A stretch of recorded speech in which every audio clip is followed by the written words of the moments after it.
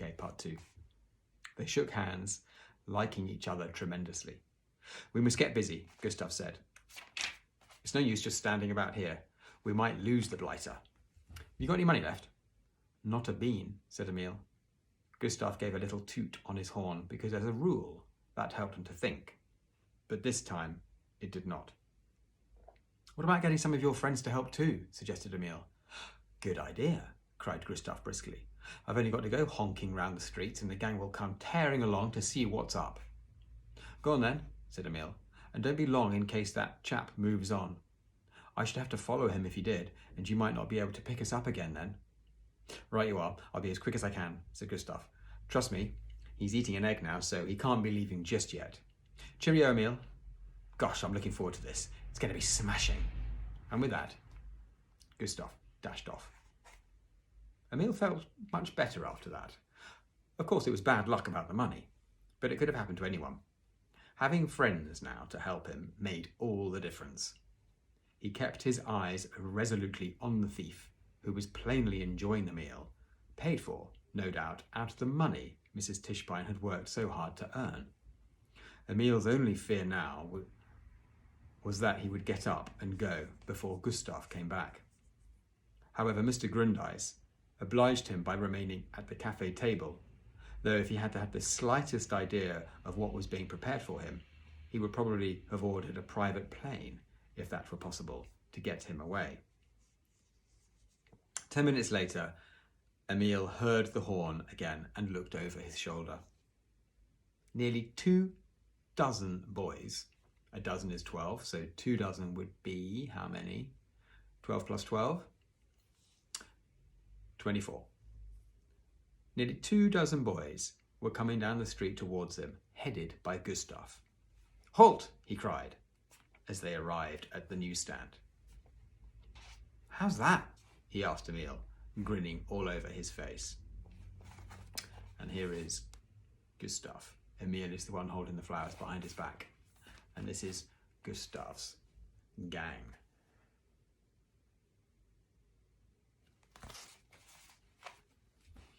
"How's that?" he asked Emil, grinning all over his face. "Gosh, it's great," said Emil, giving Gustav a delighted dig in the ribs.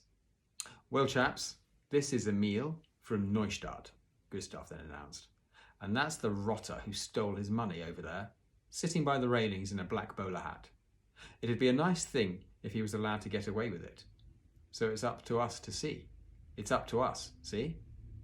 "We'll catch him all right, Gustav," said a boy in horn-rimmed spectacles. "That's the professor," said Gustav, and introduced Emil to each of them in turn. "Now, let's get a move on," said the professor, "and the first thing is to see what money we've got." Each of the boys turned out his pockets and threw all the money he'd got into Emil's cap. One very small boy, whom they called Tuesday, had a whole shilling and was hopping from one foot to the other with excitement because he was the one to count the money. "Okay, we've got 5 shillings and 8 pence, he reported. "That's our funds, and we ought to divide it among 3 of us in case we get separated." "Righto," said the professor. So he and Emil were given 2 shillings each, and Gustav took the remaining 1 and 8 pence. "Thanks awfully," said Emil. "I'll be able to pay you back as soon as we've caught him. What do we do next? I wish I could get rid of my suitcase and these flowers. They're a frightful nuisance when I run." "Give them to me," said Gustav. "I'll take them over to the cafe and leave them at the counter. And I'll take a good look at our man at the same time." "Mind how you go," said the professor. "If the scoundrel finds out he's being followed, it will make things more difficult for us." "Oh, what do you take me for?" growled Gustav, and went off with Emil's things. "That chap's face is a sight," he said when he came back. "Your things will be okay there, Emil. We can pick them up again when we feel like it." "I think we ought to have a council of war," said Emil, "but not here."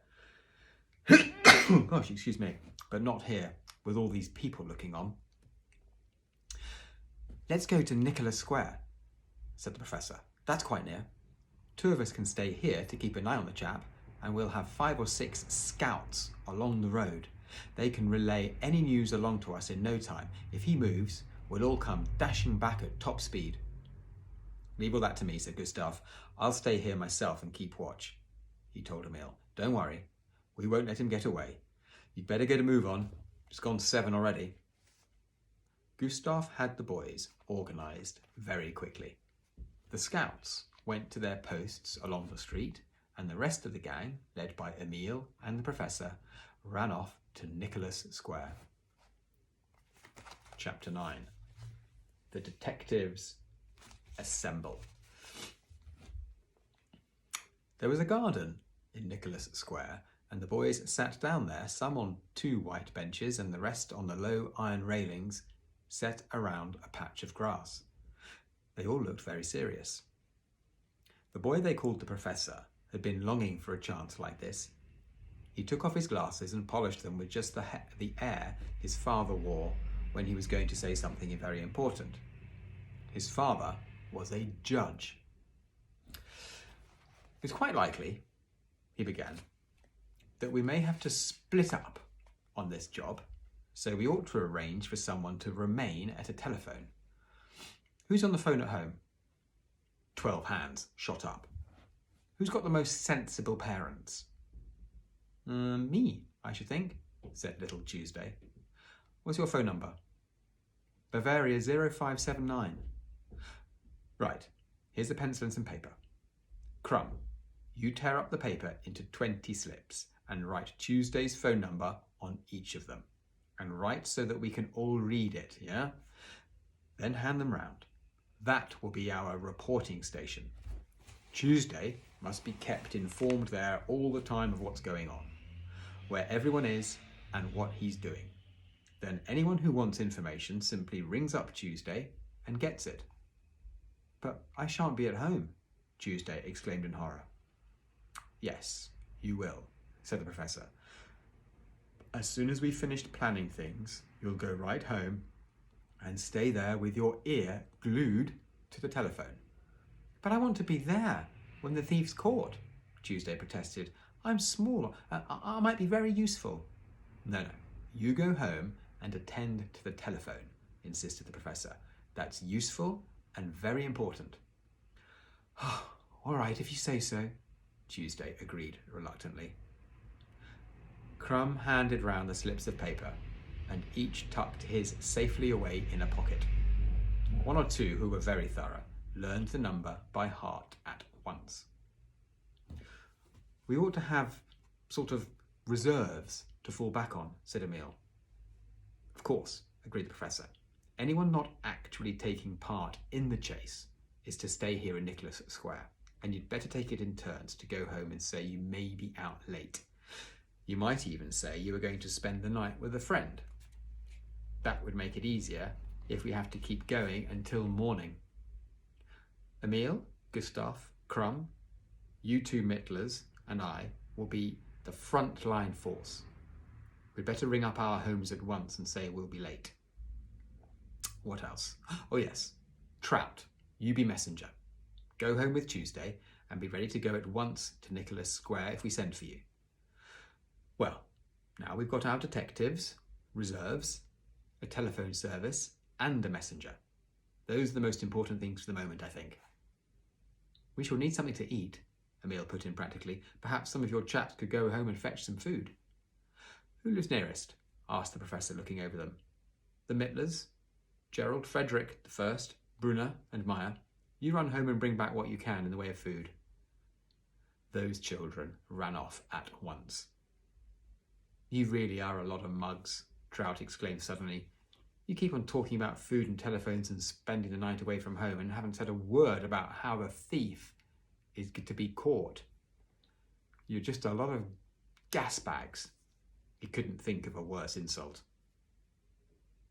Have you got any stuff for taking his fingerprints? Asked Peters. He'd seen so many thrillers at the cinema that it had rather gone to his head. Of course, he may have worn rubber gloves, and then no one will be able to prove anything against him. Don't be an idiot, said Trout. We'll just have to keep an eye on him and wait for a chance to sneak the money back. Oh no, that won't do at all, exclaimed the professor. If we take the money from him like that, we'll be thieves ourselves. It could be silly, said Trout. If a chap pinches something from me and I pinch it back, that doesn't make me a thief. It does, declared the professor. I never heard such rot. I think the professor's right, said Emil. If I take something away from someone without his knowing, that would make me a thief. It wouldn't make any difference whose property it was to start with. That's perfectly true, said the professor. Now, for goodness sake, stop trying to be clever. We've arranged everything we can. We can't know yet just how we shall catch it. We shall have to make plans for that as we go along. But for one thing I am certain, and that is that he must give back the money of his own accord. We'd be fools to try to steal it from him. I don't see that, argued Little Tuesday. How can I steal what's my own? What's mine must be still mine, even if it has got into someone else's pocket. It's a bit difficult to explain, said the professor, and even some grown-ups can't understand it. Morally speaking, you may be right, but in the eyes of the law, you'd be wrong. If it came to the point, they'd find you guilty of theft. That's how it is, I'm afraid. Oh, have it your own way, said Trout, shrugging his shoulders. Do you know how to shadow a man properly? Asked Peters. If you don't, he'll spot you, sure as eggs are eggs, and that would put the lid on everything. Yes, you'll need some good sleuths. A sleuth is a detective. You'll need some good sleuths, said Little Tuesday. That's why I thought I'd be so useful, because I'm jolly good at shadowing people meaning following them. I can bark too, he added with a grin, so you could have used me as your police dog. I should have thought that would be just the way to draw attention to us in Berlin, Emil said impatiently. You ought to have a revolver, you know, Peters went on. A revolver is a gun. Oh yes, we ought to have a gun, echoed one or two others. We ought not, returned the professor sharply. I bet the thief's got one, said Trout. This is a dangerous business, all right, said Emil. Anyone who's afraid had better go home to bed. You calling me a coward? Trout asked angrily, putting up his fists. Order, order, called the professor. Fight tomorrow if you want to, not now. You're behaving like a lot of kids. Well, that's what we are, said Tuesday, and they all laughed. I ought to send a few lines to my grandmother, Emil said rather anxiously. They'll be wondering where on earth I've got to. They might even go to the police. Could anyone take a note for me while we get on with the business? They live at 15 Schumann Street. I'll go, said a boy named Brett. Write it quickly so that I can get there before they lock up. I'll go by underground if someone will let me have the money. The professor gave him 4p, enough to take him there and back again. Emil borrowed paper and pencil and wrote, Dear Grandma, I expect you're wondering what's happened.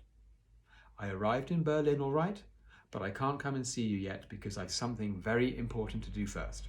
I can't tell you about it, but don't worry. As soon as everything's settled, I'll come straight over. I'm longing to see you. The boy who is bringing this letter is a friend and knows where I am, but he mustn't tell you because it has to be a secret at present. Love to all, your loving grandson, Emil. P.S. Mummy sent her love, and I've got a bunch of flowers for you, which I'll bring as soon as possible. He folded the paper and wrote the address on the other side. Don't tell any of them where I am or that I've lost the money, he told Brett. I'd get into terrible trouble if they knew. All right, I'm going to stop there. I'll see you tomorrow.